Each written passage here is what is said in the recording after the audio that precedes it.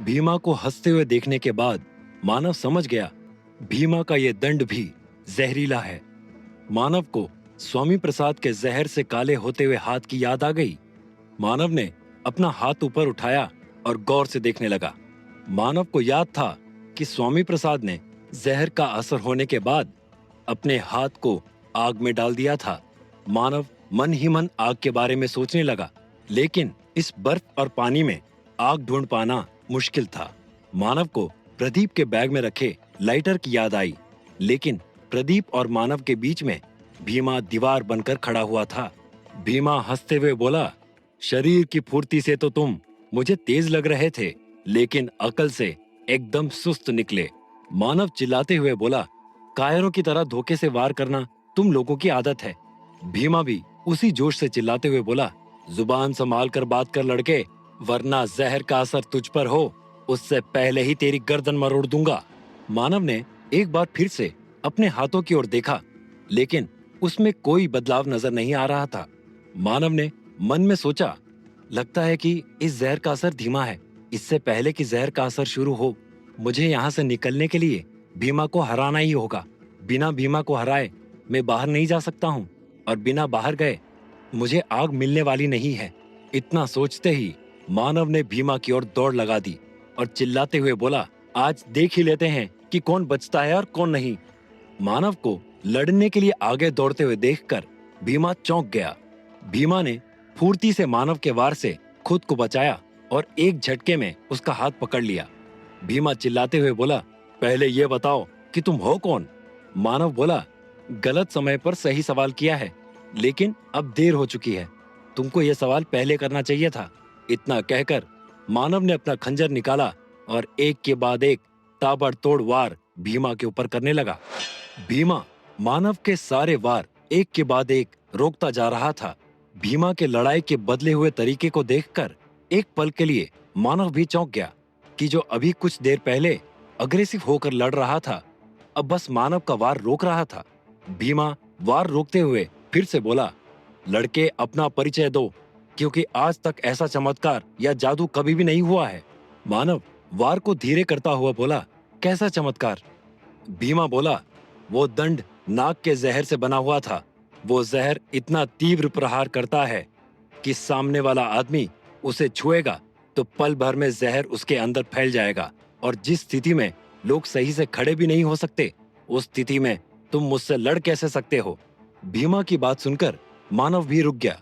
उसने एक नजर देविका और प्रदीप पर डाली और भीमा से बोला, तुम कहना क्या चाहते हो?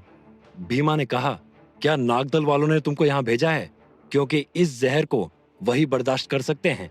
मानव चौंकते हुए बोला, नागदल ने भेजा है से तुम्हारा क्या मतलब? क्या तुम नागदल के नहीं हो? भीमा ने कहा, नहीं, मैं गरुड़ दल का साथी हूँ। लेकिन तुम कौन हो? क्या तुमको नागदल ने भेजा है? और तुमने ये दीवार कैसे गिराई?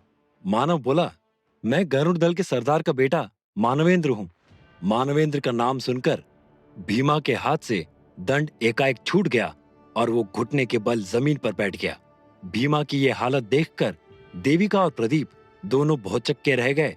भीमा रुआसी आवाज में बोला, ये मैंने क्या कर दिया? अपने ही सरदार पर जहर वाले दंड से वार कर दिया। मानवेंद्र भीमा को उठाते हुए बोला, आप परेशान ना हो, मुझे लगता है कि जहर ने मुझ पर असर नहीं किया है। भीमा खुशी से उठते हुए बोला, ये सुनकर अच्छा लगा, लेकिन ये हुआ कैसे? मानवेंद्र अपनी शर्ट की बटन खोलकर कवच दिखाते हुए बोला, शायद इस कवच की वजह से।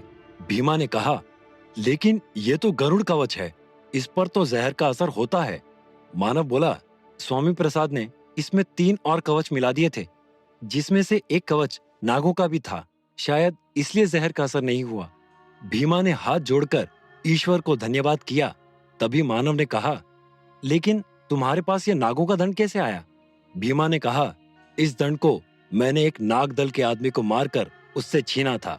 मानव बोला, तो क्या इसका जहर आप पर असर नहीं करता है? भीमा ने आगे बढ़कर अपनी हथेली मानव को दिखाते हुए कहा, मैं अपनी हथेली पर पहले से जड़ी लगा के रखता हूँ, इसलिए मुझ पर इसका असर नहीं होता है। भीमा आगे बोला, यह दंड नागदल वालों का एक प्रमुख हथियार है। अब इस हथियार को उन्हीं के खिलाफ प्रयोग करने से लड़ाई बराबर की रहती है।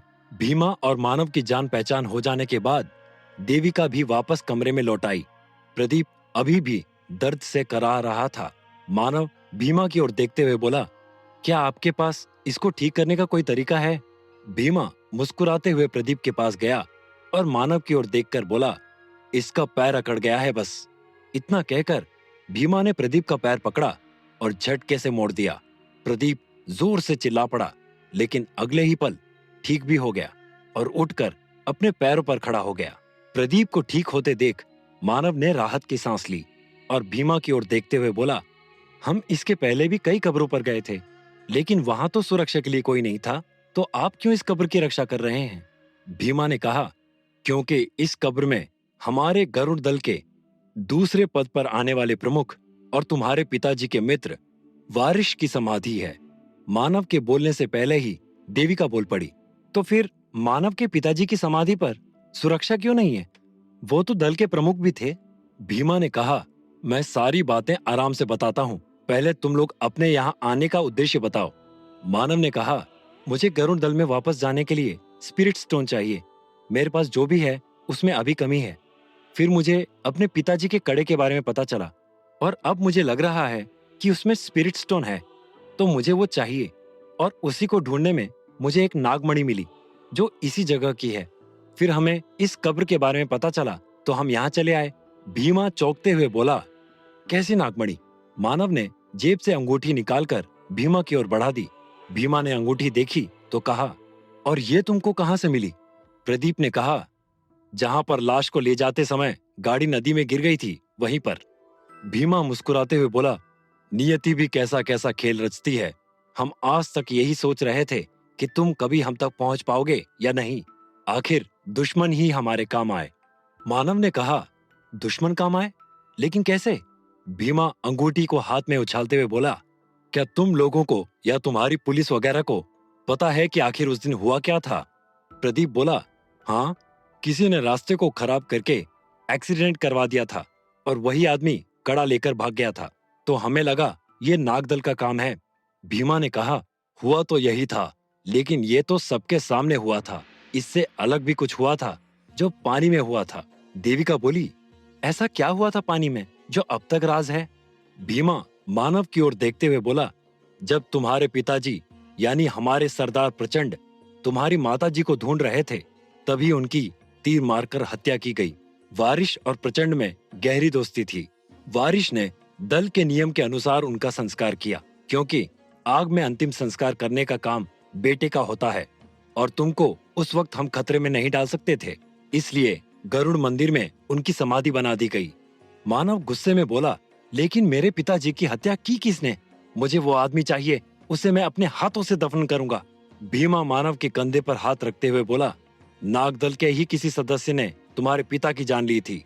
और फिर मानव को अंगूठी दिखाते हुए बोला, और अब वो आदमी भी मर चुका है। मानव बोला, लेकिन ये सब हुआ कैसे?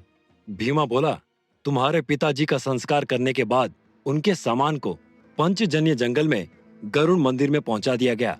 वारिस जी ने कड़े को प्रचंड के हाथ में ही रहने दिया, ताकि तुम जब पिताजी तक पहुंचो तो तुमको स्पिरिट स्टोन मिल जाए। देविका भीमा के पास आते हुए बोली, लेकिन वारिस जी वो कड़ा अपने हाथ में लेकर क्यों नहीं गए, या मानव के आसपास किसी को दे देते? भीमा ने कहा, क्योंकि अगर कड़ा मानव के आसपास रहता तो ये खतरा बना रहता कि वो लोग मानव को ढूंढ लेंगे, और उसे अपने साथ न ले जाने की वजह यह थी कि अगर वारिस जी को कुछ हो जाता तो कड़ा मानव से हमेशा के लिए दूर हो जाता और फिर उन्हें प्रचंड जी की मौत का बदला भी लेना था। मानव बोला, उस दिन नदी में हुआ क्या था, आप पहले वो बताओ। भीमा ने कहा, नहीं, उसके पहले वारिस जी के बारे में जानना जरूरी है।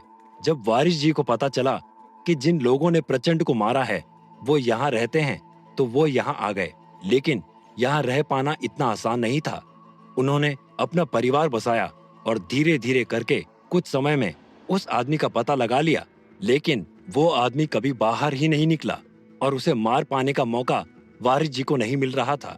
एक दिन वारिस जी को खबर मिली कि वो नाग बाहर जा रहा है। तब वारिस जी ने उसका खूब दूर तक पीछा किया तो पता चला कि उसे तुम्हारे पिताजी के कड़े के बारे में सूचना मिल चुकी है, क्योंकि कुछ लालची लोगों ने उस कड़े को कब्र से बाहर निकाल लिया था। भीमा की बात सुनकर मानव और देविका प्रदीप की ओर देखने लगे और प्रदीप सक पका गया। भीमा ने जब दोनों को प्रदीप की ओर देखते हुए देखा तो बीच में बात बदलते हुए बोले, क्या हुआ, कोई समस्या? मानव तुरंत बोला, नहीं कुछ नहीं, आप आगे बताइए, फिर क्या हुआ?